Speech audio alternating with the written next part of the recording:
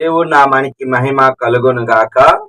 క్రీస్తునందు ప్రియమైన దేవుని బిడ్డలారా, ఈ దినము ఏప్రిల్ 29వ తేదీ, లేఖన భాగము లూకాసు వార్త 22వ అధ్యాయము 1 నుండి 30 వచనాలలో దేవుని యొక్క వాగ్దానము 30వ వచనము, నేను మీకు రాజ్యమును నియమించి ఉన్నాను. యేసు ప్రభువారు తన శిష్యులతో తెలియజేస్తున్న మాట, మీరు నా శోధనలోను నాతో పాలివారై ఉన్నారు. మీకు శ్రమలు ఉన్నవి, అలాగనే దేవుని రాజ్యము కూడా సిద్ధపాటు చేయబడి ఉన్నది.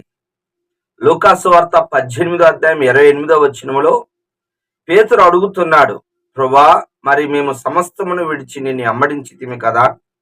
యేసు ప్రభువారు చెప్తున్న మాట, నా నిమిత్తము, మరి సువార్త నిమిత్తము, మరి ఎవరినైనా విడిచిపెట్టిన ధనమును గాని, ఆస్తిని గాని, ఐశ్వర్యము గాని, మరి దేవుని యొక్క పరిచర్య జరిగించినప్పుడు ఇహలోకంలో శ్రమలతో పాటు 100 రెట్లు మరియు నిత్య జీవము కలుగును. హల్లెలూయా. యేసు ప్రభువారు తన శిష్యులతో మాట్లాడుతున్నారు, మీరు నాతో శ్రమ అనుభవించారు కాబట్టి రాబోయే కాలంలో సింహాసనం మీద కూర్చుంటారు. 12 గోత్రాల వారికి, ఇజ్రాయిల్ 12 గోత్రాల వారికి మీరు న్యాయము తీర్చెదరు. అవునండి, దేవుడితో కలిసి మనం శ్రమ అనుభవించినట్లయితే అలాగనే మరి ఏలే కార్యక్రమం అనగా రాజ్య పరిపాలన చేస్తారు. దానియేలు గ్రంథంలో స్పష్టంగా రాయబడింది ఏమిటి అంటే, మరి పరిశుద్ధులు, మరి 12వ అధ్యాయం 3వ వచనం, అనేకులు దేవుని వైపు త్రిప్పబడతారో వారు నక్షత్రం వలె ఉంటారు, పరిశుద్ధులే రాజ్య పరిపాలన చేస్తారు. హల్లెలూయా. అవునండి, రాజ్య పరిపాలన రాబోయే కాలంలో పరిశుద్ధులు ప్రభుతో కలిసి రాజ్య పరిపాలన చేస్తారు.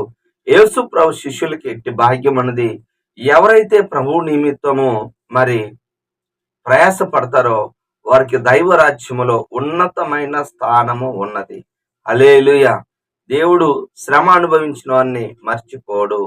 మరి శిష్యులు కూడా ధైర్యం చెప్తున్నాడు, మీ హృదయములు కలవరపడనీకుడి, మరి దైవ రాజ్యం, పరలోక రాజ్యం ఉన్నది. అలాగనే మరి రెండవ దొంగ, కుడి చేతి పక్క దొంగతో, నీవు నేడు నాతో కూడా పరదేశిలో ఉందువు. అవునండి, మనం ఎప్పుడైతే ఆయన రక్షకుడిగా నమ్మి విశ్వసించి మరి ఆయన రాజ్యములోనికి ప్రవేశించవచ్చు. మొదటిగా ఆయన నీతిని, ఆయన రాజ్యాన్ని ఎతికినప్పుడు దేవుడు ఎంతో సంతోషిస్తాడు. ఒప్పుకోవాల్సిన పాపాన్ని మనం చూసినట్లయితే 3వ వచనములో యోధాలోనికి సాతాను ప్రవేశించింది.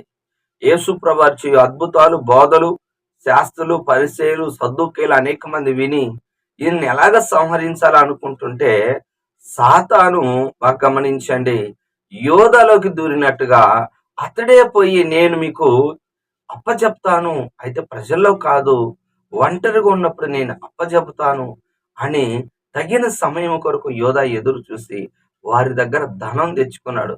ఆ ధనంతో పాటు సాతాను కూడా ప్రవేశించాడు. నిజమండి, రొట్టె విరిచి పోతుండగా ఇదిగో తీసుకొని బయటికి వెళ్ళిపోయాడు. ఏ మనుషుని వల్ల శ్రమ వస్తుందో, హామాను వల్ల ఇజ్రాయెల్ ప్రజలకి కీడు చేయాలనుకున్నాడు.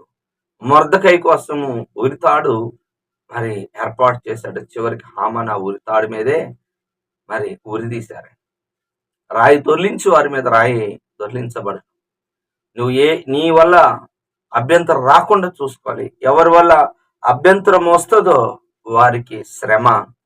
పేతురు 3 సార్లు అబద్ధం ఆడినను పశ్చాత్తాపడ్డాడని వాక్యము సెలవిస్తుంది. మత్తయి సువార్త 26వ అధ్యాయం 75వ వచనం. కానీ మత్తయి సువార్త 27వ అధ్యాయం 3 నుంచి 5 వచనాలు, మరి ఇస్కరియోతు యూదాలోకి సాతాను ప్రవేశించినప్పుడు నాలో ఇలా ఉంటుంది అని ప్రభువుకి చెప్పకుండా, ప్రభువుతో సహవాసం లేదు, నిజ శిష్యుడు కాదు, దొంగ శిష్యుడు. బాగా గమనించండి, నిజ శిష్యుడు కాదండి. జాగ్రత్త, మనం నిజ శిష్యులుగా ఉంటున్నామా, దొంగ శిష్యులుగా ఉంటున్నామో జాగ్రత్తగా మనము గమనించుకోవాలి. అలాగా మరి సాతాను ప్రవేశించేటట్టు మరి మనం జాగ్రత్తగా ఉండాలి. మీ విరోధైన అపవాది గర్జించువాలి, ఎవరిని మింగుతున్నాని వెతుకుచూ తిరుగుతున్నాడు. అవకాశం ఇవ్వకూడదు. అందుకే అపవాదికి అవకాశం ఇవ్వకుడి, వాడికి చోటు ఇవ్వకుడి.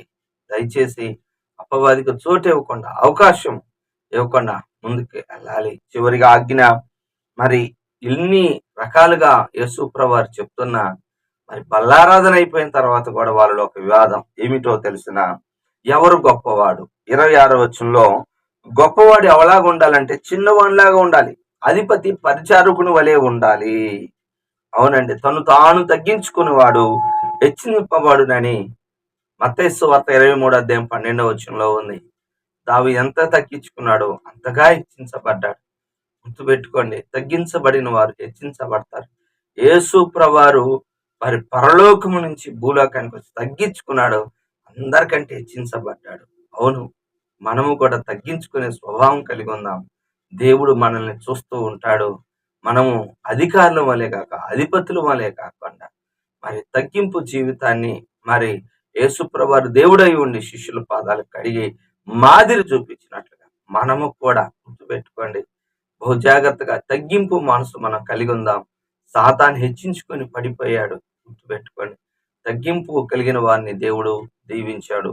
దేవుడి మాటలు దీవించును గాక. ఆమేన్. ప్రార్థన చేసుకుందాం. ప్రేమ కలిగిన తండ్రి, దేవాని వందనాలు, స్తోత్రాలు నాయన. మరి మాకు నువ్వు రాజ్యాన్ని సిద్ధపాటు చేశావు నాయన. అపవాది ప్రవేశించకుండా మేము చూసుకునే వాళ్ళముగా దయచేయండి తండ్రి. దేవా, మేము పరిచారకులే నాయన, అలాగనే తండ్రి ఒక చిన్నవాణి వలె ఉండునట్లుగాను తగ్గింపు జీవితం మాకు దయచేయమని, వింటున్న వారిలో కూడా తగ్గింపు జీవితం అనుగ్రహించమని, మరి ఈ దిన దీవిన ప్రతి ఒక్కరి మీద కుమ్మరించమని యేసు నామములో ప్రార్థిస్తున్నాను తండ్రి. ఆమేన్. తండ్రి యొక్క ప్రేమ, కుమారుని యొక్క కృప, పరిశుద్ధాత్మ దీవెన సదాకాలం మనందరికి తోడుగా ఉండును గాక. ఆమేన్. హల్లెలూయా. దేవుడు మిమ్మల్ని